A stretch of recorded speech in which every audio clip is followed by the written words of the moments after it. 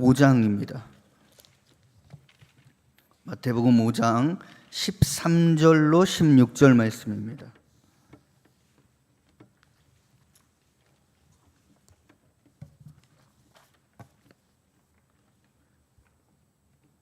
함께 합독해서 읽겠습니다. 너희는 세상의 소금이니 소금이 만일 그 맛을 잃으면 무엇으로 짜게 하리요? 후에는 아무 쓸데없어 다만 밖에 버려져 사람에게 밟힐 뿐이니라. 너희는 세상의 빛이라. 산 위에 있는 동네가 숨겨지지 못할 것이요, 사람이 등불을 켜서 말 아래에 두지 아니하고 등경 위에 두나니 이러므로 집안 모든 사람에게 비치느니라. 이같이 너희 빛이 사람 앞에 비치게 하여 그들로 너희 착한 행실을 보고 하늘에 계신 너희 아버지께 영광을 돌리게 하라. 아멘. 예수님께서는 제자들을 땅의 소금, 세상의 빛으로 비유하셨습니다. 소금은 세상의 악을 막고 세상의 존재 의미를 보존하는 방부제 역할에 대한 비유어입니다. 빛은 세상의 어둠을 깨치고 선도한다는 보다 적극적인 역할을 알려주는 비유어입니다. 소금과 빛의 역할을 통해서 그리스도인들의 사명이 무엇인가 점검해보는 시간이 될 수 있기를 축복합니다. 기독교는 세상 가운데 있는 종교입니다. 오늘 본문 말씀은 예수님께서 백성들이 세상에서의 역할에 대한 비유로 교훈하신 말씀입니다. 소금과 빛 같은 존재가 되라. 이것이 교훈의 핵심입니다. 예수님은요, 우리를 세상의 소금이라고 말씀하셨습니다. 소금이 원래 어디 있을까요? 소금은 원래 바다에 있습니다. 바닷물 한 컵에는 보통 소금이 50g 정도 들어있다라고 합니다. 소금의 원래 자리는 바다이지만 그것이 정제되어서 세상에 유용한 것으로 쓰여지고 있는 것입니다. 여기서 중요한 점은요, 우리 그리스도인들은 교회 안에만 머물러 있으면 안 된다라는 것입니다. 예수님은요, 우리를 가리켜 교회 속의 소금이 아니라 세상 속의 소금이라 말씀하셨습니다. 그렇기 때문에 그리스도인들은요, 세상과 담을 쌓고 은둔하면서 자기의 도만 닦는 다른 종교인들과는 달리 적극적으로 세상으로 나가셔야 된다라는 것입니다. 세상과 연합하는 것은 타락입니다. 그러나 세상과 단절하고 은둔하는 것은요, 그리스도인의 의무에 대한 불순종의 죄입니다. 그리스도인들 중에는요, 세상의 불신자들과 교제나 대화하는 것도 죄악시하는 사람들이 간혹 있습니다. 우리나라 이단들 중에도요, 사회와의 교제를 금기시하는 이단들이 꽤 많이 있습니다. 이단들은 가급적이면요, 외부와 단절시키려고 합니다. 다른 표현으로 하면요, 폐쇄적이다라고 할 수 있습니다. 우리끼리만 알고 넘어가야 하는 비밀을 누설하는 자, 다시 말하면 천기를 누설하는 중죄에 해당하기 때문에 이단들은요, 폐쇄적일 수밖에 없습니다. 또 이 이단들의 조직과 포교 방식은요, 게릴라식입니다. 그리고 그들 상호 간의 감시의 채널은요, 피라미드 방법을 쓰고 있습니다. 이 방법을 쓰는 가장 대표적인 이단이 어디냐 하면요, 은혜로 교회입니다. 한 번쯤은 들어보셨을 겁니다. 피지로 집단 이주를 한 그 은혜로 교회가 이 방법을 쓰고 있는 가장 대표적인 이단입니다. 이와 같은 은둔주의, 도피주의의 자세는요, 올바른 신앙적 삶의 자세다라고 볼 수 없습니다. 사도 바울은요, 이렇게 살려면 아예 세상 밖으로 나가라, 이렇게까지 이야기합니다. 그리스도인들은 바닷속의 소금이 각종 필요한 것으로 진출하듯이 주님의 진리와 사랑과 은혜를 지니고 교회 밖에 있는 불신자한테 가야 됩니다. 불신 사회에 진출해야 되는 것입니다. 그래야만 전도도 되고요. 예수님의 은혜와 사랑도 실현시킬 수가 있다라는 것입니다. 이런 세상의 소금 같은 의식과 자세를 지니지 못하고 자신의 신앙만 지키려고 하거나 또는 무조건 세상 사람들과 접촉하는 일을 죄악시하는 그리스도인들은요, 주님이 명하신 그리스도인의 기본적인 의무를 저버리고 있다라는 것을 명심하시기를 바랍니다. 두 번째로 그리스도인의 역할은요, 소금처럼 다양해야 합니다. 본문 13절 말씀은요, 세상의 소금 강조하고 있는데요, 이 세상의 소금이라는 말씀의 의미를 되짚어 보면요, 소금의 용도, 우리 성도님들 다 아시죠? 아마도 이 세상의 광물 중에서 소금처럼 다용도로 쓰이는 자원이 없을 것입니다. 소금은요, 화학적으로도 또 물리적으로도 매우 다양한 용도로 쓰이고 있는 자원입니다. 소금이 맛을 내는 식용으로 쓰이는 경우는요, 전체 생산량의 10% 정도에 불과합니다. 나머지 90%는 모두 공업용입니다. 조사 결과에 따르면요, 소금의 용도가 14,000여 곳이나 된다라고 합니다. 소금이 안 들어가는 공산품은 별로 없다라고 볼 수 있습니다. 구약 성경에도 소금은요, 음식의 맛을 내는 데뿐만 아니라 모든 예물 속에 또 의약품 등으로 다양하게 쓰여졌습니다. 예수님께서 우리에게 세상의 소금의 역할을 하라고 말씀하신 것은요, 전도만을 염두에 두시고 하신 말씀이 아닙니다. 다양한 은사와 다양한 달란트로 또 다양한 방법으로 세상 각 분야에서 예수님의 은혜와 사랑을 구현하라, 이런 의미입니다. 그렇기 때문에 복음을 전하는 일 외에 예수님께서 주신 달란트를요, 세상의 사회, 정치, 경제, 문화, 예술을 통해서 사용을 해야 합니다. 그것들을 통해 세상 가운데 은혜와 사랑을 드러내야 된다라는 것입니다. 그러한 의미에서 오직 복음을 직접 전하는 성도만 주님의 일꾼으로 여기는 것은요, 합당한 것이 아닙니다. 기독교의 뿌리가 깊고 그 열매가 많은 선진 기독교 국가일수록 성도들의 사역이 다양하고요, 교회도 그 다양성을 인정을 합니다. 우리나라 교회처럼 주님의 사역을 좁게 보는 경우도 흔치 않습니다.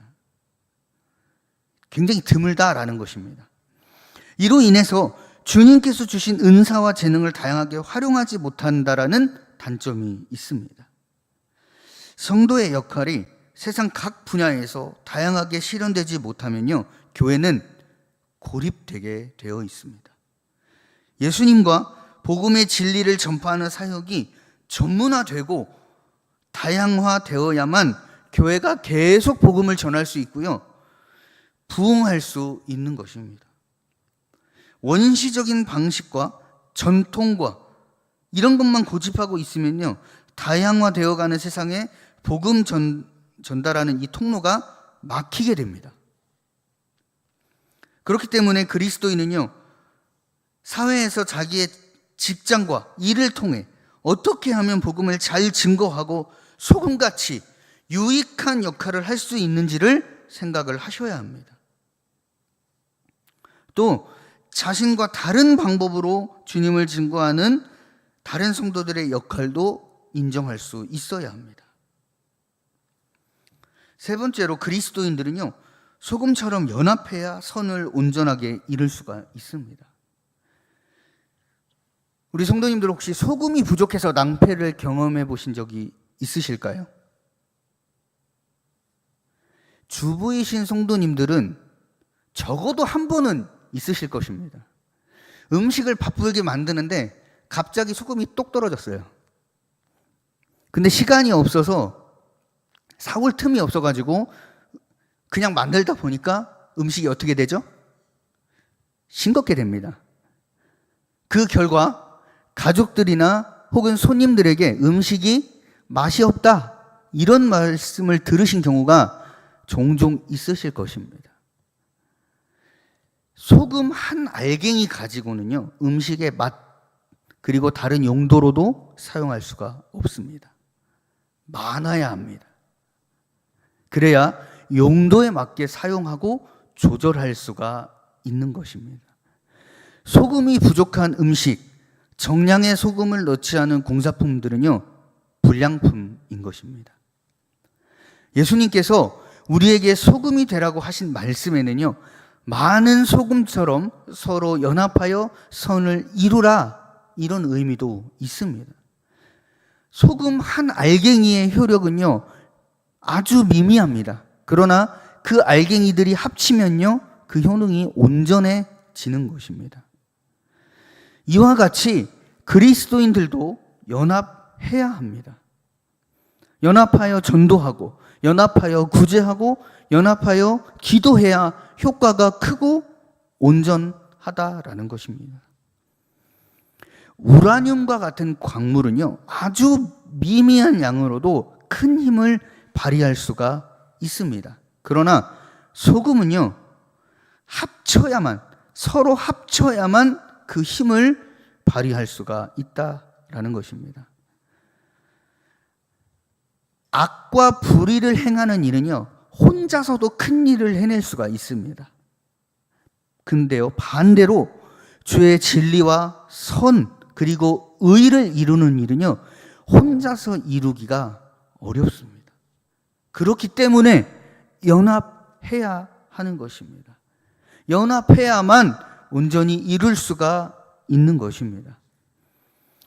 초대교회가 극심한 박해와 궁핍함 속에서 어떻게 건재하고 성장했느냐 하는 것은요, 연합하고 서로 도와주었기 때문입니다. 초대교회 성도들은요, 구제 헌금도 연합해서 거두었고요, 기도도 연합해서 했고요, 선교사 파송도 연합해서 했습니다. 그렇기 때문에 기독교가 세상에 온전한 소금의 역할을 할 수 있었고요, 유대교 가운데 한 종파로서가 아니라 세계 가운데 가장 위대한 종교로 성장할 수 있었던 것입니다. 사랑하는 성도 여러분, 소금처럼 연합하실 수 있기를 축복합니다.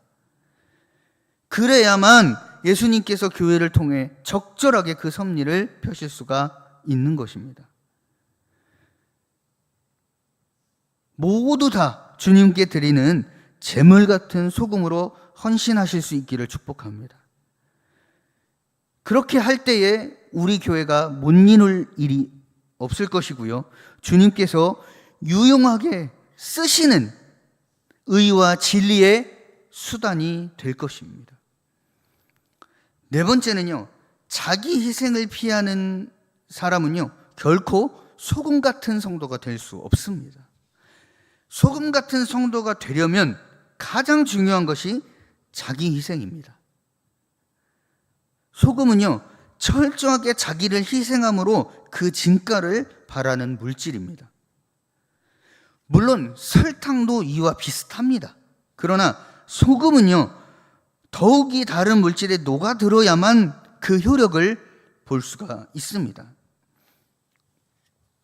예수님께서 우리에게 세상의 다이아몬드나 보석이라고 하지 않으시고 소금같이 되라고 하신 의미는요, 희생하는 삶을 살 것을 요구하시는 것입니다.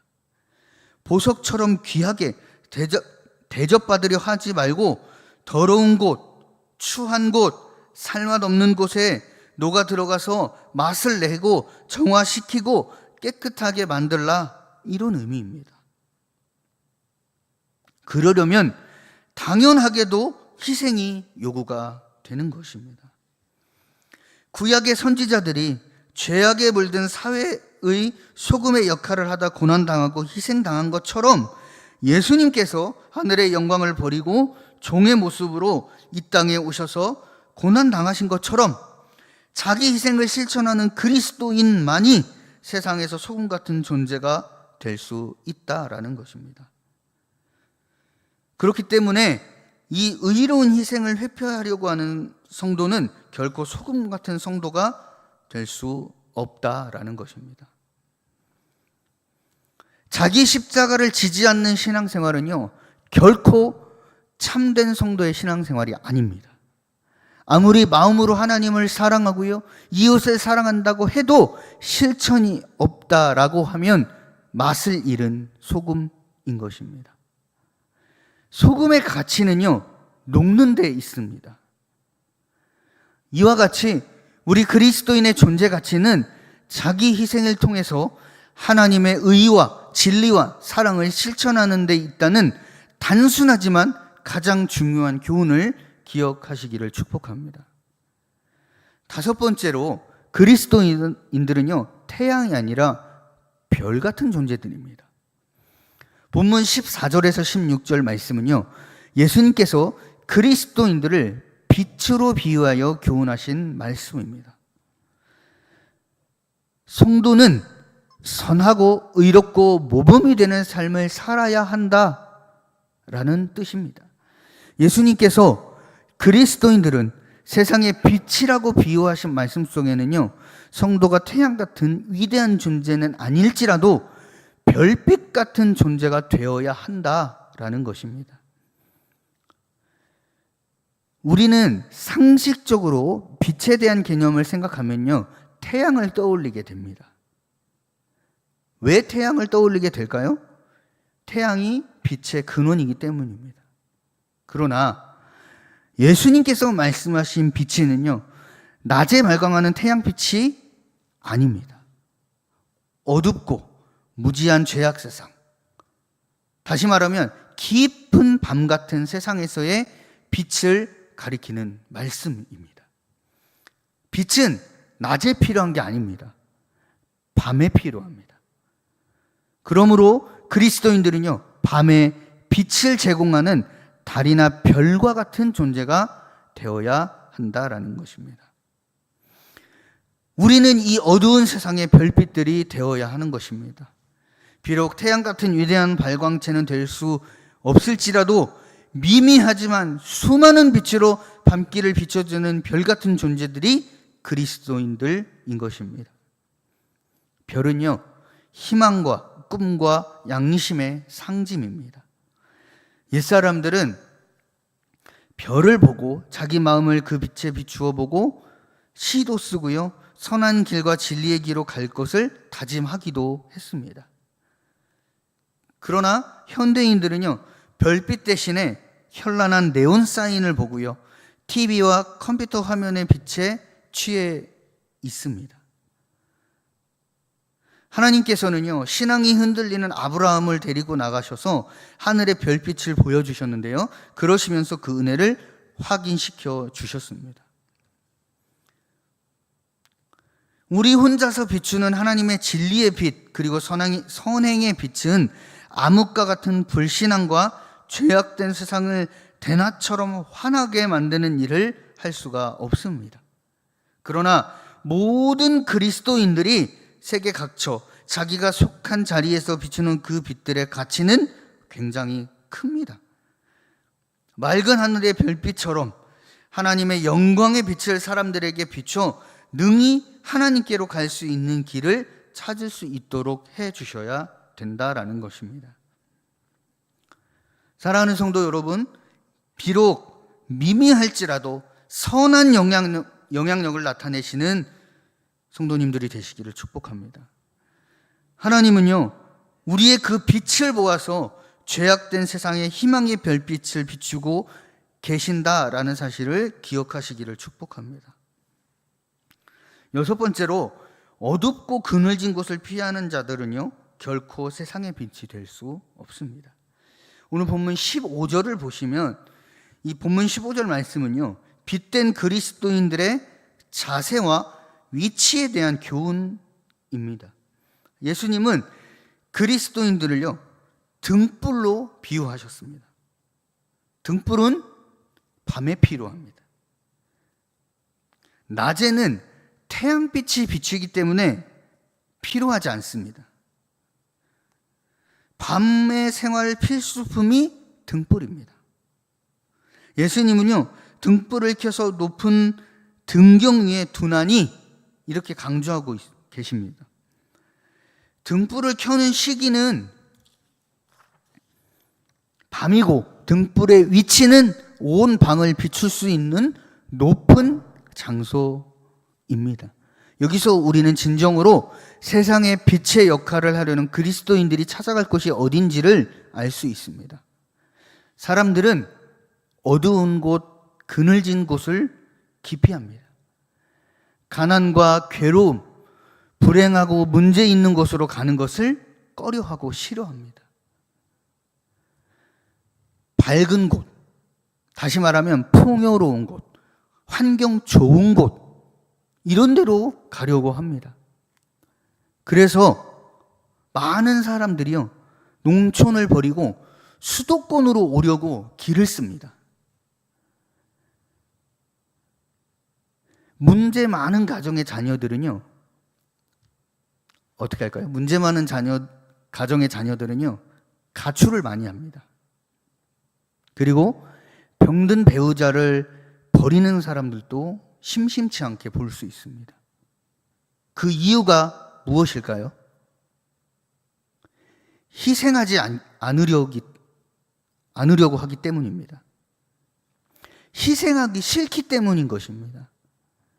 그래서 희생하는 것이 아니라 무언가를 얻을 수 있는 곳, 자기에게 유익이 되는 곳을 찾아가는 것입니다.